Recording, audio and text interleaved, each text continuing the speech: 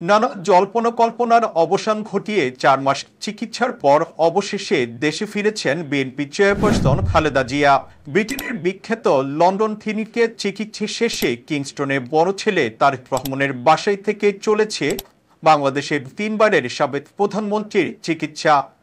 এই সময় বেগম জিয়ার সেবা যত্নে নিয়োজিত ছিলেন 2 পুত্রবধূ ও নাতনিরা। 6 মে মঙ্গলবার বেগম জিয়ার সঙ্গে দেশে এসেছেন 2 পুত্রবধূ ডাক্তার জোবাইদা রহমান ও সৈয়দা শামিলা রহমান। তবে দেশে আসার সময় খালেদা জিয়ার সঙ্গী হননি নাতনিরা। 17 বছর পর জোবাইদা রহমানের দেশে ফেরার বিষয়টি নিশ্চিত হওয়ার পর অনেকেই আশা করেছিলেন তার সঙ্গে আসবেন মেয়ে জাইমা রহমান। লন্ডনের হিথ্রো বিমানবন্দরে বেগম জিয়ার বিদায় বেলায়ও জাইমার সরব উপস্থিতি লক্ষ্য করা গেছে। দাদির সঙ্গে একাধিকবার কথা বলতেও দেখা যায় তাকে। তারেক রহমান সহ সবাই বিমানবন্দরের বাইরের গেট থেকে বিদায় নিলেও টার্মিনালের ভেতর পর্যন্ত খালেদা জিয়ার সঙ্গে ছিলেন জাইমা। তারেক রহমানের কাছ থেকে বিদায় নেওয়ার সময় খালেদা জিয়া জানতে চান, তুমি এখানে কতক্ষণ থাকবে?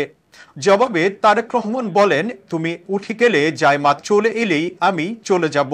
দেশে ফেরার মুহূর্তে জাইমা রহমানের সঙ্গে বেশ কথাবার্তা হয় খালেদা জিয়ার। এক পর্যায়ে নাতনিকে তার বাবার দিকে খেয়াল রাখতে বলেন খালেদা জিয়া। হিথ্রো বিমানবন্দরে টার্মিনালের বাইরে মা খালেদা জিয়া ও তার সফর সঙ্গীদের কাছ থেকে একে একে বিদায় নিচ্ছিলেন তারেক রহমান।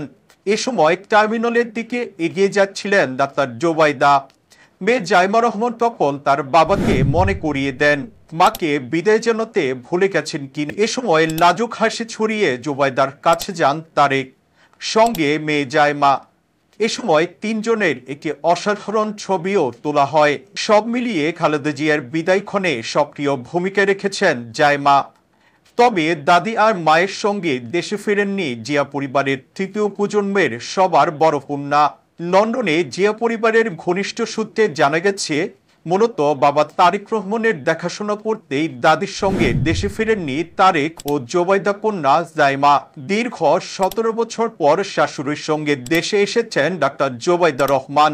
লন্ডনে 4 মাস মায়ের সঙ্গে কাটানোর পর একসাথে মা ও স্ত্রী দেশে চলে আসায় একাকিত্ব বোধ করতে বলেন তারেক রহমান। এই কারণেই তাকে সঙ্গ দিতে তাদের সঙ্গে দেশে আসেননি জাইমা।